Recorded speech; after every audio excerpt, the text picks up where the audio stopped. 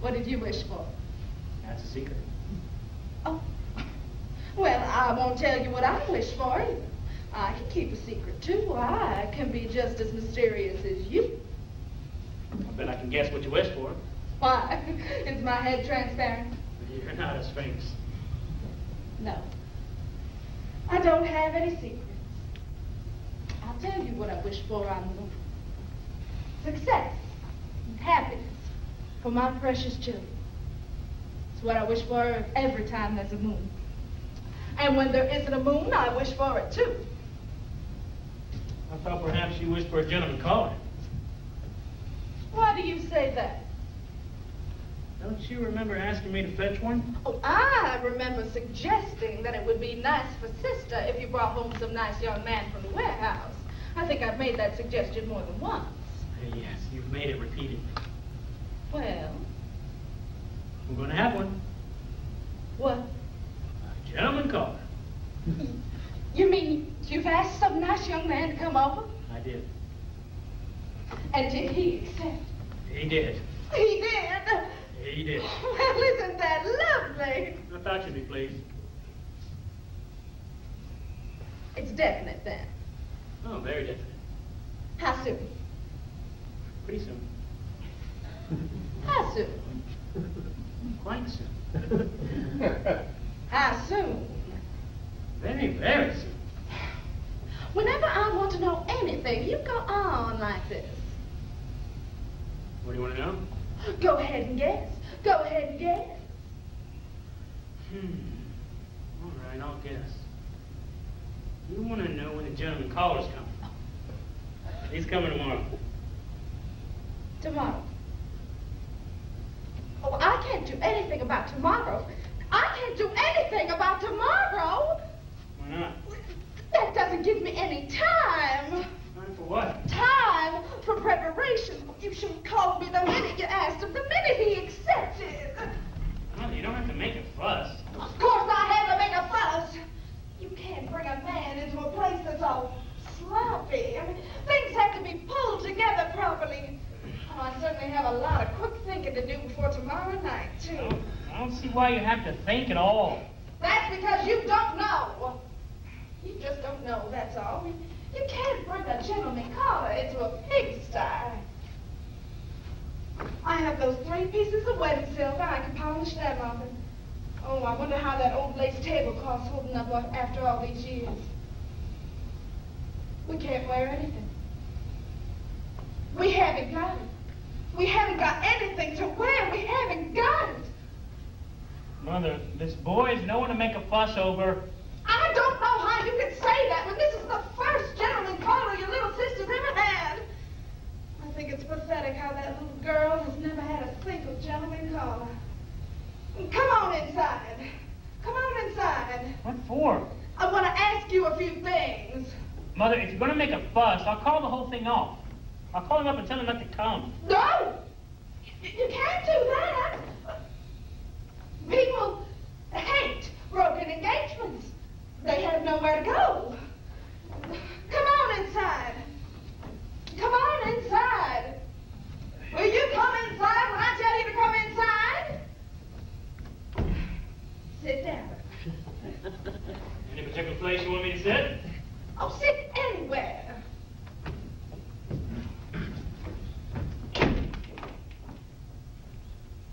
Will you look at that?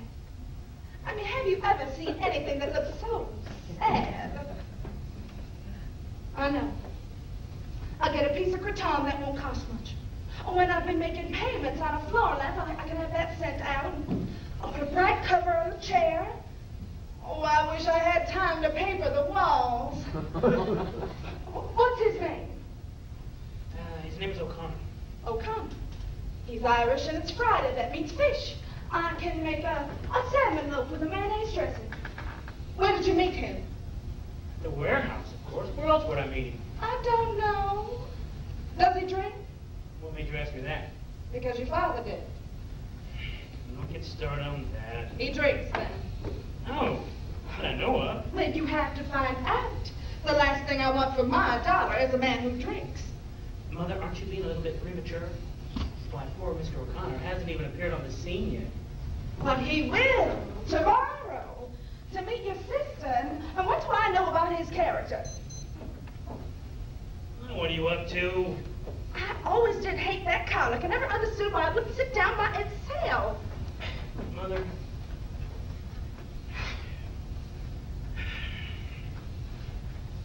Listen, I'm going to tell you something, and I mean it sincerely, right straight from my heart.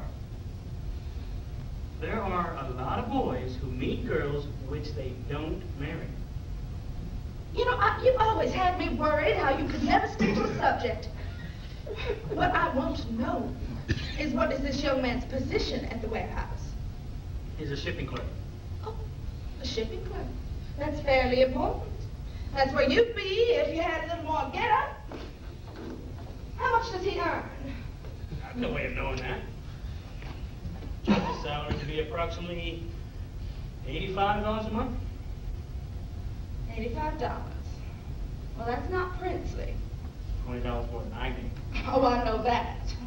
How well do I know that? $85 a month. No. Can't be done. Family man cannot get by on $85 a month. Mother, Mr. O'Connor is not a family man. But he might be someday, mightn't he? I see. Plans and provisions. You are the only young man I know who fails to recognize that the future becomes the present the past, and the past turns into everlasting regret if you fail to plan for it. Think that over and see what I can make of it. Don't be supercilious with your mother. Well, tell me some more about this, what did you call him? Mr. O'Connor. Mr. O'Connor. Surely he must have some other name besides Mr. His full name is James D. O'Connor. The D is for Delaney. Delaney. Irish on both sides and he doesn't drink? Want me to call him up and ask him? No. I can call him up and tell him you want to know if he drinks or not. No, you can't do that. Hello? You have to be discreet about that subject.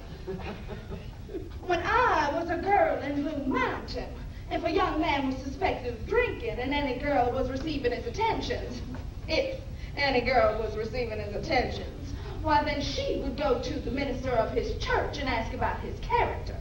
Or her father, if her father was living, well then it was his duty to go to the minister of his church and ask about his character. And that is how young women in Blue Mountain were kept from making tragic mistakes. How did you make such a tragic one? I don't know how he did it. But that face just fooled everybody. All he had to do was grin and the world was bewitched. And there is nothing more tragic than a girl just putting herself at the mercy of a handsome appearance. And I hope Mr. O'Connor is not too good looking. As a matter of fact, he's not. His face is covered with freckles, and he has a very large nose.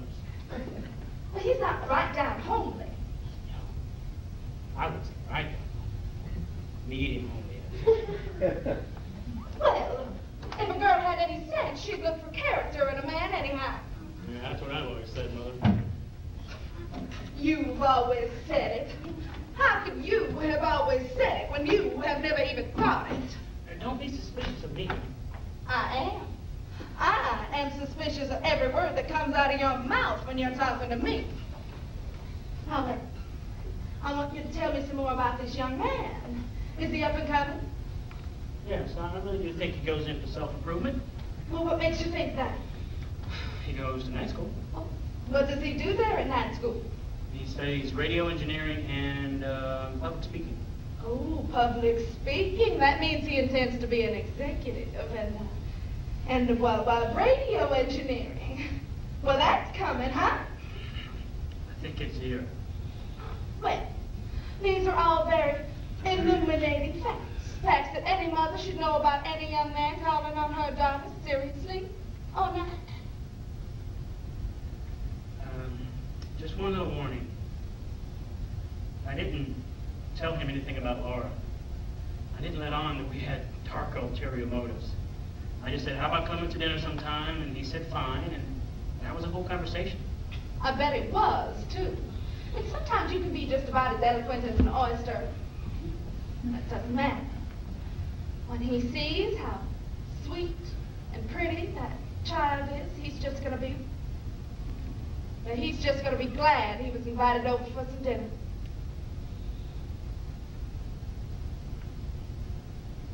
Mother, just one thing. You won't expect too much out of Laura, will you? I don't know what you mean. Well, Laura seems all of those things to you and me because she's ours. And we love her. We don't even notice she's crippled anymore. Don't use that word. Mother, you have to face the facts. She is, and that's not all. What do you mean that's not all? Mother, you know that Laura is very different from other girls. Yes, I do. And I think that difference is all in her favor, too. Not quite all. Mother, in the eyes of others, strangers, Laura is terribly shy. She lives in a world all of her own, and those things make her seem a little peculiar to people outside the house. Don't use that word, peculiar. Mother, you have to face the fact. She is. I don't know in what way she is peculiar. Mother, Laura lives in a world of little glass animals. She plays old phonograph records. And that's about all.